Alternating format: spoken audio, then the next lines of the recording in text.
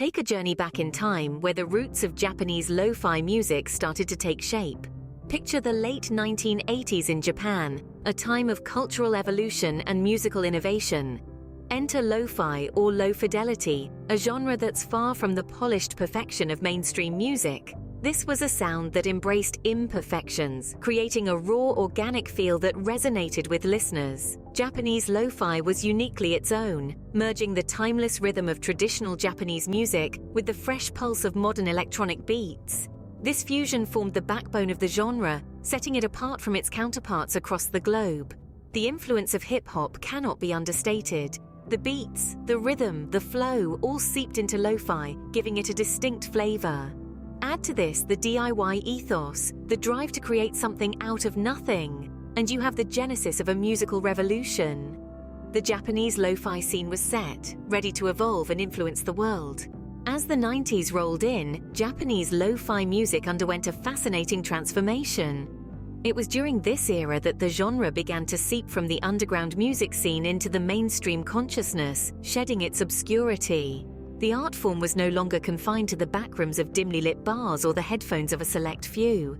It was starting to resonate across the country, its calming beats and ambient sounds capturing the hearts of many. The evolution was not only in terms of popularity, but also in the music itself. The Japanese lo-fi of the 90s began to incorporate elements from jazz, blues, and soul. These influences infused the music with a new depth and complexity. The simple, hypnotic beats were now woven with intricate melodies and harmonies. This fusion created a distinctive sound, a sonic fingerprint that set Japanese lo-fi apart from its Western counterparts. A few key artists were instrumental in this evolution. Artists like Nujabes and DJ Crush started to experiment with their music, blending in elements of hip-hop and electronic music. Their work introduced an entirely different flavor to the genre. Nujabes, with his signature blend of hip-hop and jazz, brought a vibrant yet soothing touch to lo-fi. On the other hand, DJ Crush's style was deeply rooted in ambient and trip-hop, adding a layer of mystique to the sound. Others like Shlomo and Teebs took the genre in a different direction, incorporating elements of ambient and experimental music. Their work was characterized by its heavy use of atmospheric sounds and textures. This gave their music an ethereal quality, like a sonic painting that captivates and transports the listener to a different realm. These artists and their innovative approach to music redefined the landscape of Japanese lo-fi. Their work not only pushed the boundaries of the genre but also influenced a whole new generation of artists. The genre began to expand and diversify, creating a rich tapestry of sounds and styles. The unique fusion of sounds had begun to shape Japanese lo-fi as we know it today. This was a pivotal period in the history of the genre, a time of exploration and discovery that set the stage for the Japanese lo-fi we know and love today. The dawn of the digital age brought a new wave of possibilities for Japanese lo-fi. As the world stepped into the new millennium, the landscape of music was about to undergo a seismic shift. The early 2000s marked a significant period for Japanese lo-fi, as advancements in technology began to influence its production and distribution. Let's take a step back for a moment. Prior to this, creating music required expensive studio equipment and a record deal. But the digital age flipped this model on its head. Suddenly, anyone with a computer and a little bit of creativity could produce music. This democratization of music production opened the floodgates for the lo-fi genre. Japanese artists, with their unique blend of traditional and modern sounds, seized this opportunity to create a distinctive subgenre of lo-fi. But production was only one piece of the puzzle. Distribution, too, was revolutionized by the digital age. The internet, with its global reach, allowed for this niche genre to be accessed by listeners around the world. Japanese lo-fi was no longer confined to the local music scenes of Tokyo or Osaka. It was now available to anyone with an internet connection. The rise of platforms like SoundCloud and YouTube further propelled Japanese lo-fi into the limelight. These platforms provided a space for artists to share their work and for listeners to discover new music. They also enabled a sense of community among lo-fi enthusiasts, a place to swap recommendations, discuss new releases, and share their love for this unique genre.